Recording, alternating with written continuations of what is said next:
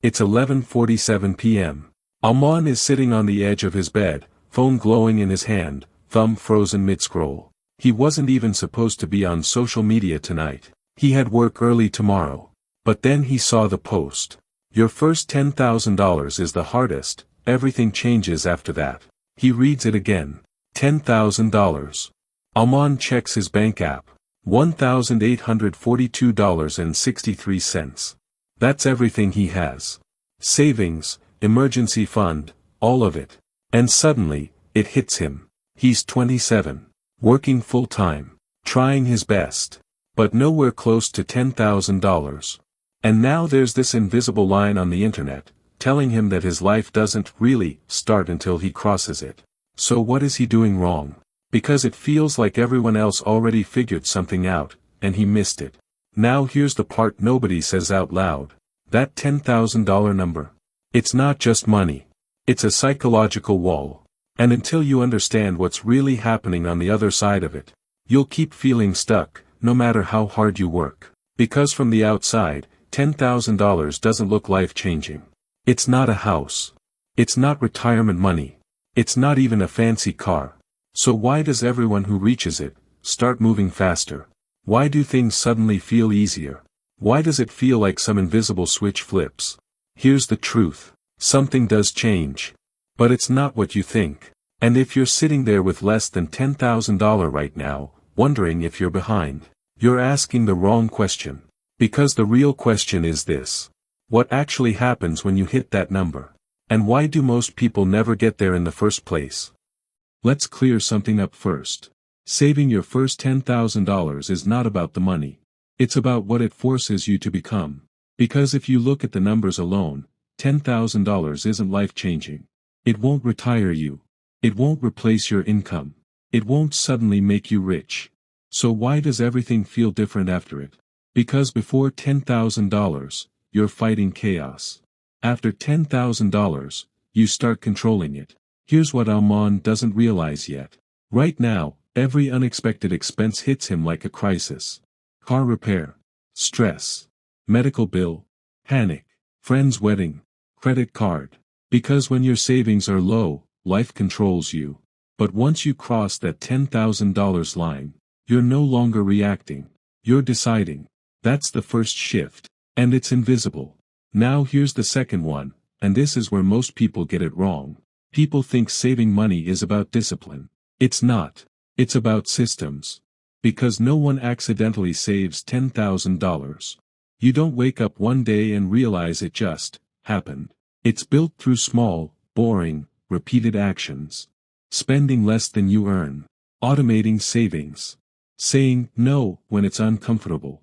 And here's the uncomfortable truth. Most people never reach $10,000, not because they can't, but because they never build a system that forces it.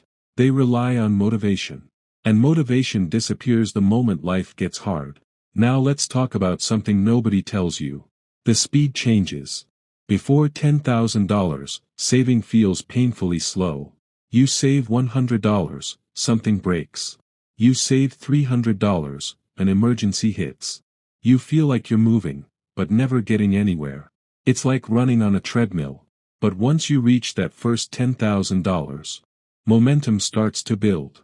Because now your money can start working with you. Not just sitting there. Even small returns start adding up. Opportunities feel less risky. You think longer term. And for the first time, you stop thinking in survival mode. That's the real shift. Not the number. The mindset. And if you're still under $10,000 right now, it doesn't mean you're behind. It means you're still in the hardest phase of the game. The phase where most people quit. The phase where nothing feels like it's working. But here's what matters. Because once you break through that phase, everything after it starts to look completely different. So what does Alman do next? Because knowing all of this means nothing, if nothing changes. The truth is, he doesn't need a perfect plan. He doesn't need to double his income overnight. He doesn't need to become a finance expert. He just needs to do one thing differently. He needs to stop treating saving like an option. And start treating it like a system. The next morning, before work, he opens his banking app again. Same number. $1,842. But this time, he doesn't feel stuck. He makes one decision. He sets up an automatic transfer. $300 a month. Not a huge number. Not life-changing today. But it's consistent. And that's the difference. Because consistency is what builds the first $10,000. Not motivation. Not luck. Just repetition. Now let's run the math. $300 a month is $3,600 a year. In less than 3 years, he crosses $10,000. No dramatic changes. No extreme budgeting. No second job. Just one system, running in the background. And here's where everything shifts. Because when Aman opens his app one day and sees $10,237, it's not just the money that hits him. It's the realization. I did this. That number represents something most people never build. Control. Discipline. Proof. Proof that he can set a goal, and actually reach it. And once that belief clicks, everything else becomes easier. Investing doesn't feel scary anymore. Opportunities don't feel out of reach. Decisions become intentional. Because he's no longer the person trying to survive each month. He's someone building something. That's why the first $10,000 changes everything. Not because it makes you rich. But because it turns you into someone who can become rich. So if you're sitting there right now, with $500, $1,000, maybe even less, you're not behind. You're just at the hardest part.